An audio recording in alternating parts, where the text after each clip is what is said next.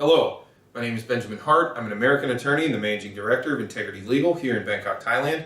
In this video, I'm going to briefly discuss the curious nature of stepchild visas, and we're talking about stepchildren of American citizens. So what are we talking about? Well, there's the IR1 and CR1 immigrant visa category for those who are married to United States citizens.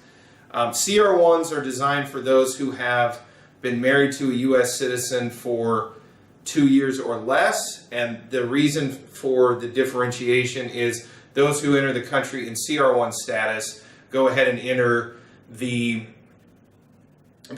conditional permanent residence. They essentially enter with a degree of conditionality of their residence, and that was designed 90 days prior to the 2-year anniversary of that individual's entry into the United States. They can apply for a lift of conditions, and once their conditions are lifted, they then are just issued unconditional permanent residence, and they're issued a 10-year green card.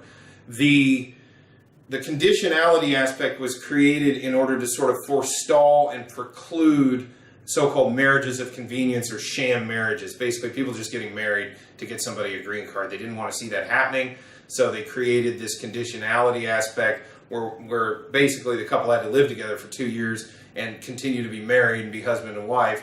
And it sort of was felt that, you know, you were weeding out those folks that weren't really married. IR1 visa holders come in if they've been married longer than 2 years at the time of the spouse's arrival in the United States. They come in IR1 status. That IR1 status accords unconditional permanent residence. Now, what are we talking about? We're talking about the derivative of these kinds of visas, which is the -2 category. These are for stepchildren. There's been a marriage, there's an American citizen and a Thai citizen, and there's a child we're talking about this in the context of Thailand, but it could be any foreign national, and that foreign national spouse has a child of their own. It's interesting because the stepchild petition is independent of the actual marriage. So even if in theory, even if the marriage between the parents no longer exists for whatever reason, due to death or even possibly divorce or dissolution, annulment, well, let's not get into annulment, but let's just say dissolution of the underlying marriage.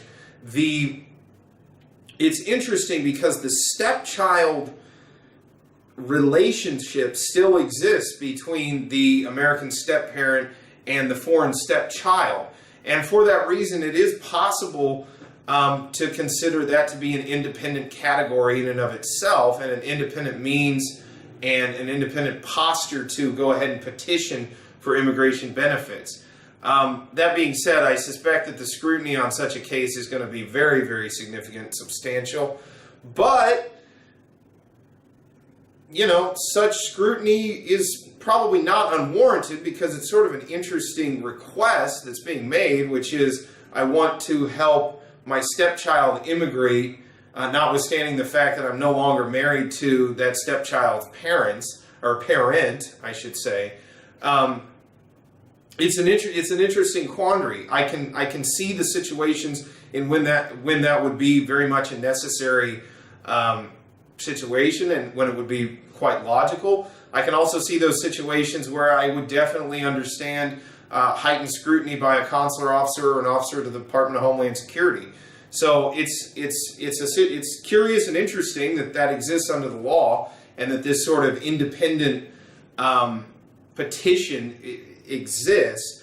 But that being said, in most routine cases, these just act like any normal derivative visa, just like I've talked about also on this channel, the K2 or the K4, where the child just comes along with their parent, and if they enter the United States in IR2, derivative 2 status, that individual basically enters the United States in such a way that, you know, they're an immigrant, but as previously noted, their immigrant status is based on an independent relationship with their American citizen step-parent, notwithstanding the fact that it came about in sort of a derivative way. So it's an interesting situation, but these visa categories are designed for the children of spouses of United States citizens, or for that matter, lawful permanent residents. That's also a possibility. But specifically in this video, we're discussing U.S. citizens. So these visa categories were specifically What we're specifically looking at are derivative visas that were designed to allow the children of the spouse of an American citizen entry into the United States.